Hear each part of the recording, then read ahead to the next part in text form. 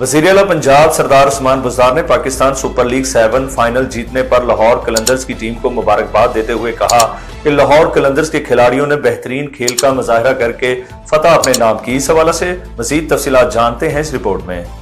जी हाँ, वज़ीर-ए-आला पंजाब सरदार उस्मान बुज़दार ने Pakistan super league 7 final जीतने पर लाहौर कलंदर्स की टीम को मुबारकबाद देते हुए कहा कि लाहौर कलंदर्स के खिलाड़ियों ने बेहतरीन खेल का मुजाहरा करके फतह अपने नाम की। मोहम्मद हफीज, ब्रोक और वीज़ी ने शानदार बल्लेबाजी करके लाहौर कलंदर्स की जीत में अहम किरदार अदा किया। उन्होंने कहा कि शाहीन अफरीदी की ज़बरदस्त कप्तानी और उम्दा बॉलिंग जितनी भी तारीफ की जाए कम है।